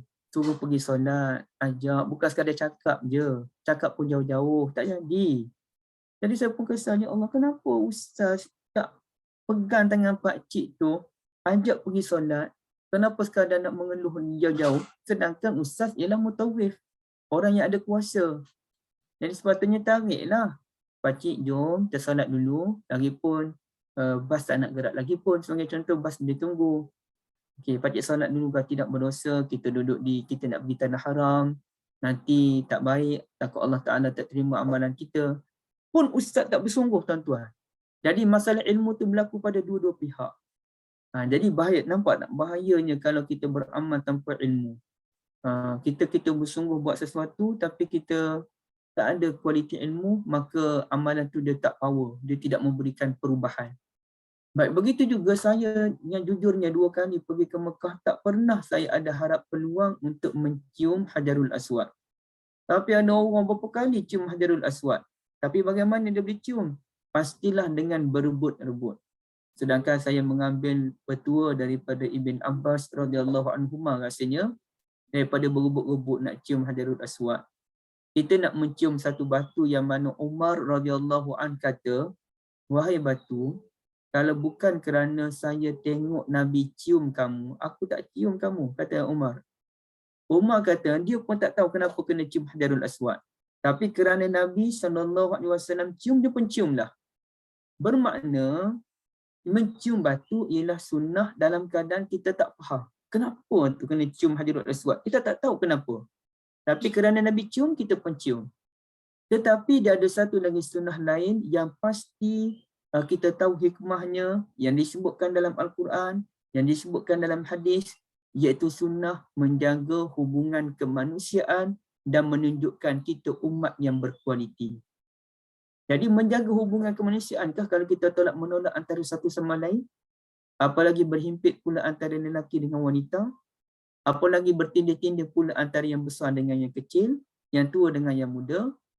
Adakah sunnah kalau kita berebut-rebut untuk mencium batu yang kita tak tahu apa hikmahnya, dalam keadaan kalaulah orang lain tengok, kalau satu bangsa lain yang bukan Islam tengok keadaan umat Islam bertolak-tolak tu, pasti mereka akan terpinga-pinga, inikah bangsa yang dilahirkan oleh Nabi Muhammad sallallahu alaihi wasallam. Jadi ini semua kebingungan. Dan alhamdulillah Allah Taala berikan COVID ini berlaku banyak kebaikan kepada diri kita dalam satu sudut. Antaranya kita dapat lihat gambar orang yang mencium Hajarul Aswad tanpa bertolak-tolak. Rupanya boleh dibuat. Ya, rupanya boleh dibuat. Bukan tak boleh. Bahkan boleh buat giliran untuk masuk ke Raudah sebenarnya. Mungkin boleh dipakaikan gelang di tangan ke sebagai contoh. Kemudian siapa yang masuk Raudah dalam tempoh 5 minit ataupun 10 minit, gelang akan berbunyi, dipersilakan keluar.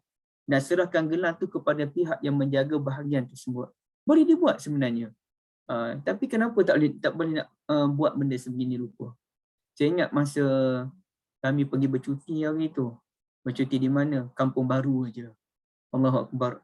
Baru saya tahu keadaan Kampung Baru tu macam mana. Tapi saya nak cerita pada ibu-ibu, bila kami sampai di Kampung Baru tu, kami nak juga pergi membeli makanan ikan asam pedas. Dan saya diminta, saya nak kena keluar malam tu jalan kaki dari hotel, pergi cari asam pedas tu. Rupanya panjang beratur. Tapi sekejap lah. Dan masuk tu, saya pun pergi ke kedai tu, saya nak beli ikan asam pedas tu, dia pun bagi satu alat pada saya. Dia kata nanti alat ni berbunyi, datanglah. Saya pun pegang, bunyi macam mana lah alat ni. Takut saya letak je alat tu depan mata saya tengok je, takut bunyi tak sedar. Takut dia gegar-gegar je tu. Rupanya memang dia bunyi.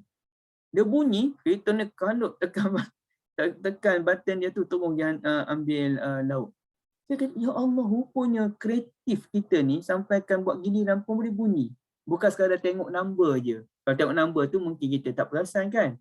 Tapi ini boleh bunyi, kita pegang je dah bunyi tu, dah gegar dah tu. Itu giliran kita, makanan kita dah siap. Kenapa kita tak boleh lakukan dalam ibadah kita benda sedemikian rupa? Untuk menjaga kerukunan, ibadah khasnya umrah dan juga haji sebagai contoh. Jadi ini pentingnya ilmu ya. Jadi saya pun tak tahulah nak bangga ke tak bangga dapat mencium Hajarul Aswad dalam keadaan bertolak-tolak. Jadi saya tak tahu di mana punca kebanggaan tersebut ya. Wallah alam.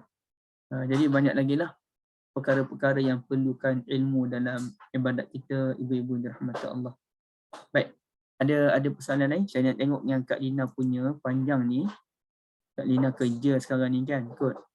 Manasik haji dan umrah ini ada pelbagai aspek yang boleh didalami dan menimbulkan banyak perkongsian dan diskusi ilmu. Betul, Kak Alina, jazakumullah khairan. Nak buat kena ada ilmu dan yakin apa yang dibuat dalam masa yang sama. Jangan sombong kalau tak pasti rujuk lebih alim. Jabal Umar tu saya tak tahu isu apa ya Kak Alina, Jabal Umar tu. Tadi saya cakap apa, daripada masjid tu keluar naik bukit sikit kan. Dah sampai hotel. Kak, saya tak tahu Kak. Dan yang lucunya Kak, lepas balik dari Mekah tu saya tak ingat dah apa nama hotel saya. Jadi kalau nama hotel pun saya tak ingat. Baru je balik tu semua saya ingat dah. Apa lagi lah nama Jabal Umar ke apa benda, memang saya tak ingat Kak. Allah Akbar. Terima kasih banyak Kak ya. Okey, silakan ibu-ibu, kita ada masa 10 minit lagi untuk saya masuk hadis yang baru, akan makan masa pula ya.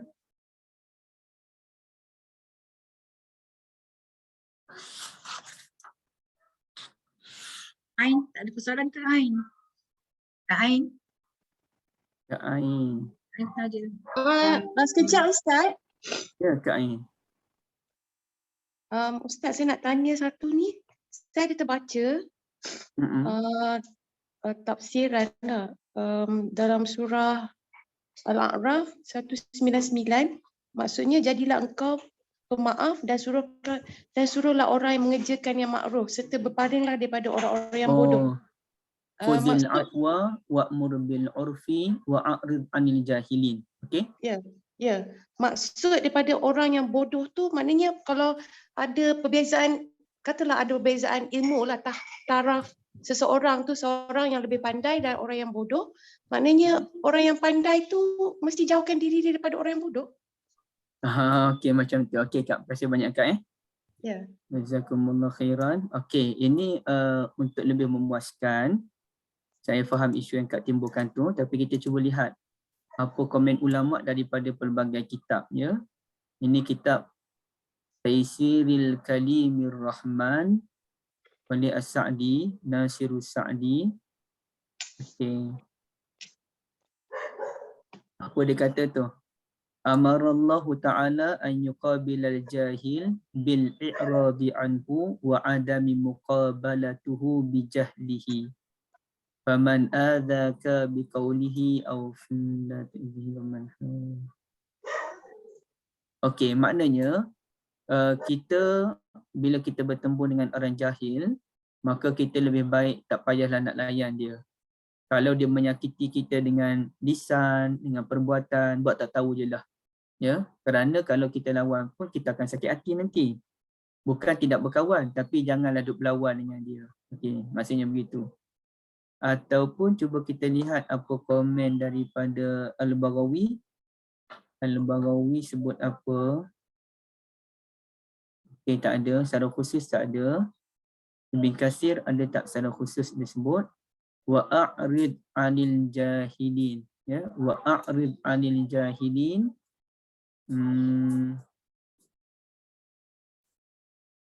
Maksudnya betul Puan Liza. Tak perlulah nak berdebat kerana ia akan menyusahkan kita je. Okey. Saya nak tengok ada tak kot-kot ada pandangan lain je. Asasnya begitulah, ada sama dengan ayat wa idza khatabahumul jahiluna qalu salama. Bila kamu sembah dengan orang jahil ni, salama je lah, biarlah nak kata apa pun. Kerana kalau kita lebih-lebih pun mengemukakan hujah tak faham-faham juga, ya. Letih dah kita nak berhujah ni, ibu-ibu sekalian. Senang-senangnya kita buat je lah. Kita hujah lebih-lebih meletihkan kita je. Apa dia Kak? Tapi kalau dia nak belajar Ustaz? Itu lain Kak. Ini orang jahil dalam yang daripada sudut minta maaf je Kak kalau saya sebutkan istilah ni, orang yang bodoh sombong. Oh, bodoh sombong. Kalau dia jahil daripada sudut dia nak belajar, tak apa, yang tu kita jangan berpaling daripada dia. Jadi jahil ni pun dia ada kategori dia. Kalau dia memang jahil dia nak belajar, maka petua dia, pedoman kita, wa ammasa ila fala tanhar. Orang yang bertanya soalan apa pun kita layan.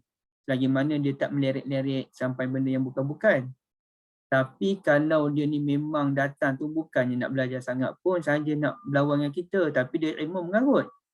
Jadi orang macam ni kalau dia nak berdebat tak payah layan lah. Macam Puan Noliza sebut, kalau dalam isu debat tu tak payah nak layan. Tapi kalau dia datang nak belajar, ataupun dia datang nak berkongsi, ataupun dia datang tu memang dia nak tahu apa pandangan kita secara jujur, bukannya dia nak apa-apa, boleh, tidak ada masalah. Faham Ustaz, terima kasih. Jazakumullahu khairan. Okey, ada lagi?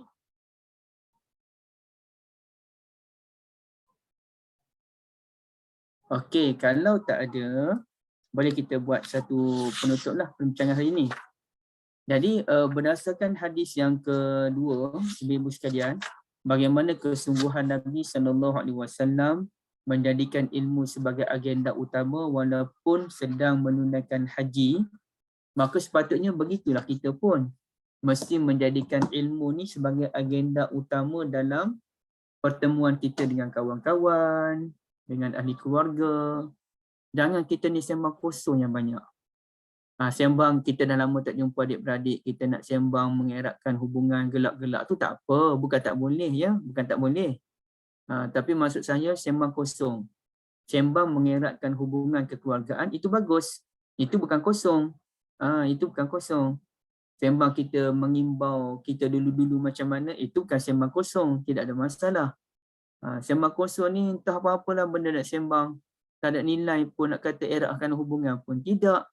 Jadi daripada kita duk sembang benda yang bukan-bukan tu, lebih baiklah kita bincang benda ilmu. Ya. Saya sendiri pun kalau perbincangan ilmiah, saya minat kalau di WhatsApp apa, saya boleh layan walaupun lama. Tapi kalau lah benda tu perbincangan yang tidak ilmiah, aduh, kita sakit jiwa dibuatnya. Duk bincang benda yang merapu je. Yang nak kata tak ada apa-apa nilai lah.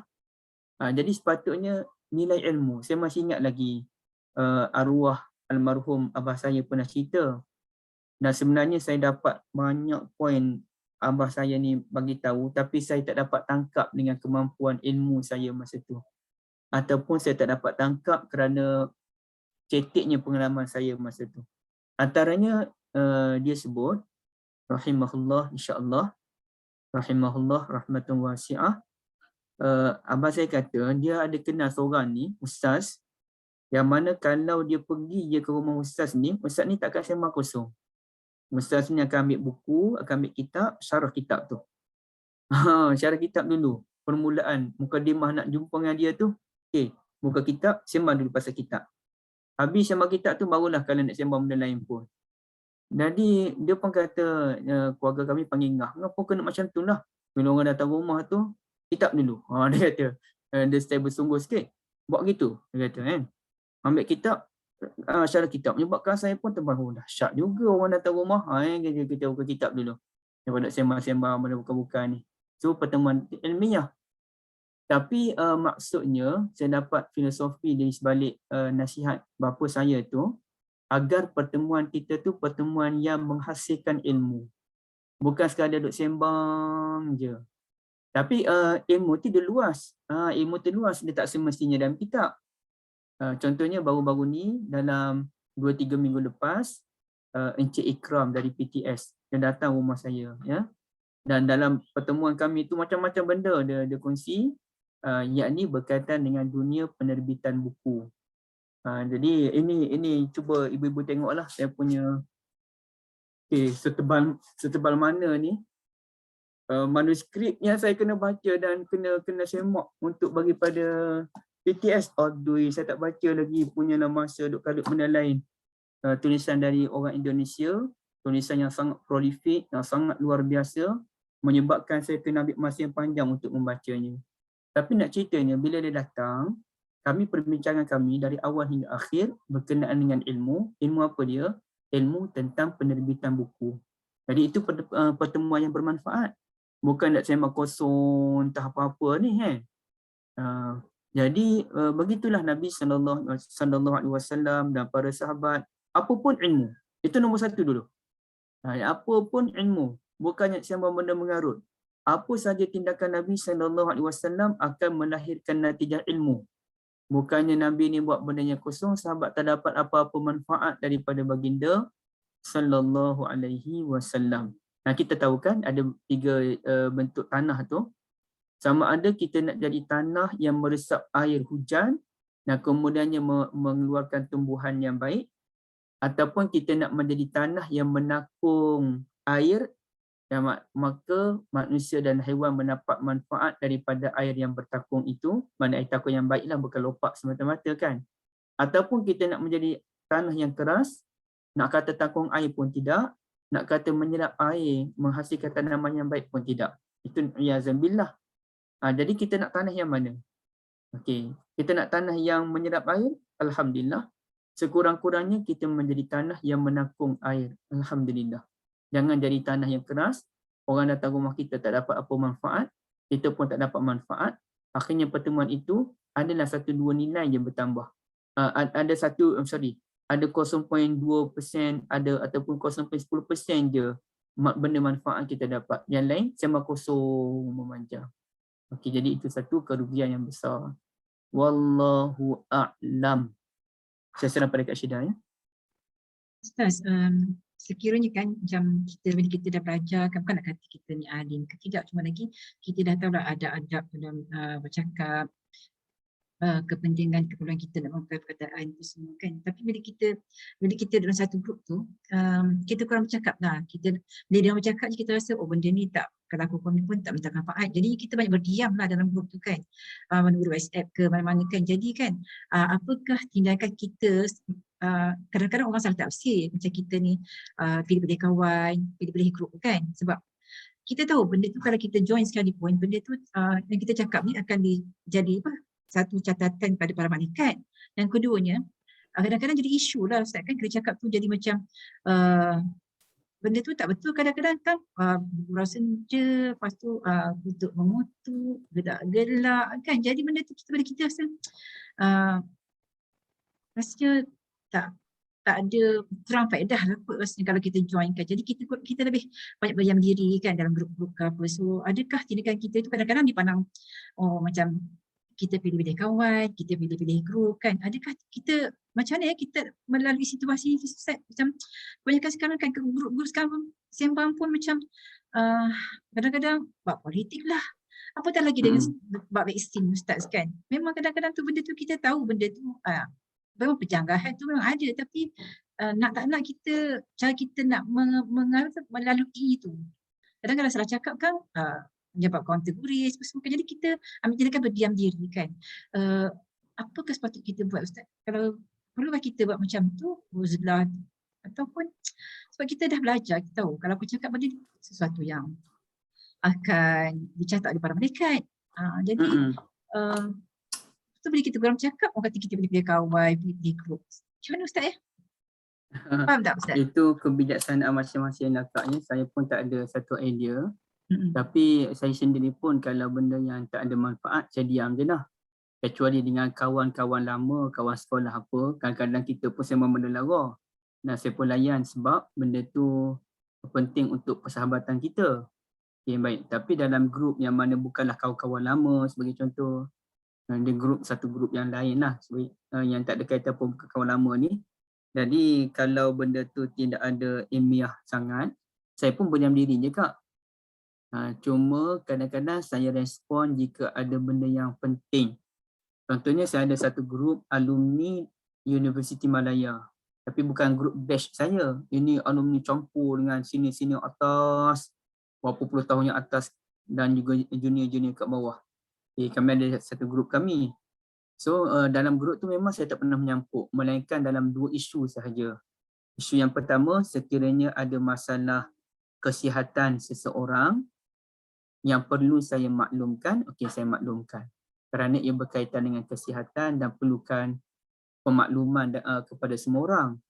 Yang keduanya, kalau ada kesilapan dalam bidang ilmu ataupun apa-apa, itu memang saya akan terlibat lah.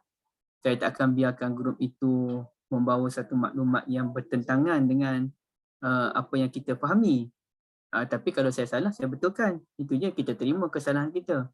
Tapi kalau ternyata maklumat yang dibawakan tu tidak betul, itu saya akan masuk campur. Tapi alhamdulillah lah terbuka lah. Kita tegur pun terbuka dan kita tegur pun bukan dengan kasar, kita kena lembut. Okay, baik. Tapi untuk kita, dan kita kena tengok adakah penting untuk kita berada dalam grup itu ataupun tak penting. Kalau tak penting, kenapa kita nak kekal? Kita boleh keluar je. Tak ada pun satu undang-undang kita kena terikat dengan grup tersebut. Jadi saya sendiri pun tak banyak grup. Tapi grup itu perlu saya duduk. Contohnya grup yang melibatkan syarikat saya sendiri sebagai contoh. Saya kena duduk lah. Saya tak boleh nak keluar. Kawan-kawan lama saya duduk lah. Tapi untuk saya terlibat grup tu lah, grup ni, saya tak. Antara grup yang pernah saya betul-betul keluar ialah grup para ustaz. Jadi bila geng-geng ustaz ni dah melampau sangat, saya pun keluar lah. Sebab tak kena dengan jiwa kita kan. Jadi itulah. Wallahualam Kak Syidah. Ustaz, kita pun sudah sampai penghujung dia. Sebab Ustaz bukan apa, akhir zaman ni Ustaz, susah Ustaz. Orang kata nak berlapang dada, sebab pencanggahan tu everywhere. Di mana-mana mesti ada perbalahan ataupun kata perbincangan tu sampai menyebabkan kita boleh putus silaturahim, ukhuwah kan. Jadi kita nak bercakap kena hati-hati Ustaz kan. Betul. Apa yang nak kita kita kena hati-hati. Ya. Siapa tu? Saya nak tanya tentang hadis yang pertama tadi Ustaz. Dalam bidang ilmu yang berbeza-beza, sebab dalam hadis pertama ni dikatakan di antara sahabat Rasulullah yang paling banyak diturunkan ilmu adalah kepada Umar bin Ibnu Khattab kan. Tapi ada ke rujukan mana kita boleh check, macam katalah kita nak rujuk tentang solat, tentang ilmu kemasyarakatan, sebab kadang-kadang dalam satu-satu ilmu dikatakan yang terbaik untuk kita rujuk adalah kepada maybe isteri Rasulullah, Aisyah contohnya. Contohnya dalam bidang solat malam, sebab dia yang paling rapat dengan Rasulullah kan. Tapi macam Umar bin Khattab, dia punya ilmu tu dari sudut apa Ustaz? Ataupun sahabat lain pula tahu dalam maknanya bidang ilmu tu adakah terbagi pada yang tertentu, terbagi pada Umar ataupun sahabat ini dia macam mana kita nak refer Ustaz? Terima kasih banyak Kak Ain. Dalam ramai-ramai sahabat yang paling banyak dikaji ialah Umar. Saya tak pernah jumpa lah orang kaji sahabat sebegitu mendalam banyak sebagaimana Umar. Di Malaysia pun ada PhD berkaitan dengan ijtihad Umar dalam bab masalihul mursalah, perubahan hukum-hukum semasa meraihkan keadaan setempat, adat setempat, perubahan situasi dan sebagainya. Negara Arab pun banyak buat kajian tentang pemikiran Umar di peringkat PhD ataupun karya oleh profesor, ya. Dan ada satu karya tu tak ada di rumah saya, tak ada, tapi saya pernah bacalah karya tu dalam separuh, agak tebal. Jadi itu berkaitan dengan pemikiran pembaharuan Umar. Dan di rumah saya pun ada mausu'ah ensiklopedia pemikiran Umar. Yang paling banyak Umar, nombor 2 Ummuna Aisyah. Kalau ensiklopedia tu dia tulisan agak tebal lah, maka kerana tulisan dia agak besar, maka kitab dia pun jadi kitab yang tebal. Jadi kalau Umar bin Al-Khattab, ensiklopedia tu dalam 800 lebih muka surat, Ummuna Aisyah 600 lebih muka surat. Tapi itu bukan satu rujukan yang utama lah. Yang utama tu yang orang Arab buat tu, ijtihad Umar yang sampai berapa ratus muka surat, itu memang kajian yang sangat kritikal. Kebanyakan pemikiran Umar ni Kak Ain, dia merujuk kepada pemerintahan ataupun kepemimpinan negara. Jadi perubahan daripada struktur kementerian dia, daripada idariyah ataupun pentadbiran dia, bagaimana dia memahami hadis dengan situasi semasa. Itulah kelebihan Umar. Bukan dalam bab ibadah-ibadah tertentu, tak. Yang tu lebih pada macam Kak Ain sebutkan tadi, solat malam tu lebih pada Ummuna Aisyah sebagai contoh. Umar dia bukan bidang tu. Dan Umar dia tidak banyak meriwayatkan hadis, tapi dia lebih kepada bidang-bidang pentadbiran. Dalam masa yang sama, Kak Ain dan ibu-ibu sekalian, walaupun Umar tidak banyak meriwayatkan hadis, ternyata hadis yang diriwayatkan oleh Umar sangat berkualiti. Hadis yang paling berkualiti dalam dunia Islam diriwayatkan oleh Umar, iaitu hadis innamal a'malu binniyat. Hanya sahaja amalan itu bermula dengan niat. Seorang je sahabat Nabi yang meriwayatkan hadis itu. Siapa? Umar bin Al-Khattab. Wallahu a'lam. Jazakallah Ustaz. Wa antum fajazakumullah khairan. Okey Kak Syida, boleh kita? Ustaz, kita sampai penghujung Ustaz. InsyaAllah kita jumpa lagi pada sesi akan datang. Dengan itu kita terima kasih Ustaz. Jazakallah khairan katsira atas yang sampaikan pagi ni. Wa iyyakum amin. Kita jumpa lagi pada sesi akan datang. Dengan itu kita endkan sesi pagi ni dengan tasbih kafarah dan juga surah Al-Asr. Okey, subhanakallahumma bihamdika asyhadu an la ilaha illa anta astaghfiruka wa atubu.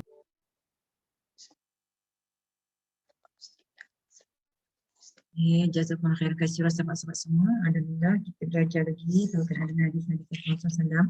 Itulah nikmat yang tak terhingga yang Allah berikan pada kita di saat untuk orang memilih-milih untuk pada taman-taman syurga, baca ilmu. Tapi Allah izinkan kita untuk belajar hadis, tak saya rasa tak ada dah, bukan nak cakap tak ada, kita berbincang hadis dengan cara detail juga dah kan. Bagi orang awam, kita direzekikan Allah untuk berada mengorek, kita kupas hadis tu dengan word by word kan melalui ustaz kan. Alhamdulillah, kasih Nani atas keadaan pagi ni, kasih semuanya. So kita ambil kesempatan ni, orang kata tanda kecintaan kita pada Rasulullah SAW untuk menghidupkan untuk menghidupkan agenda Rasulullah SAW, itu hadis-hadis Rasulullah SAW. Itu yang diinginkan Rasulullah SAW, Al-Quran dan hadis. Jadi kita, peranan kita sebagai hamba, sebagai umat dia, akhir zaman ni tegak pada sunnah, belajarlah hadis, tegaklah hadis dalam diri kita sendiri. Kalau kita nak ajak orang lain mungkin susah, tapi kita dia akan usahakan kan, insyaAllah.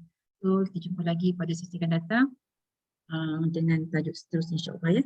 So dengan itu saya akan sesi pagi dengan lafaz Assalamualaikum warahmatullahi wabarakatuh. Sama-sama Ain. Terima kasih ya Ain tanya soalan tadi. Alhamdulillah soalan tu yang soalan akhir tu kan, baru kita tahu pasal Umar tu dia punya hadis-hadis yang dikeluarkan. Satu hadis saja tapi kualiti dia sebab seorang saja yang nak kena hadis tu kan daripada dia. Alhamdulillah yang baru tu kita tahu. Betul. InsyaAllah kan boleh tahu lah pasal tu. Kalau tak kita tak. Dah soalan tu kan, soalan tu penting tu sahabat. Kalau ada soalan tu ilmu juga pada kita yang lain kan. Alhamdulillah. Assalamualaikum. Terima kasih. Sama tak sihat ya Ain? Kalau lain je. I batuk dengan demam 2-3 hari lepas. Okey, take care ya. Tak boleh keluar. Okey, bahaya. Okey ya. Okey, jumpa lagi insyaAllah. Assalamualaikum warahmatullahi wabarakatuh. Assalamualaikum warahmatullahi wabarakatuh.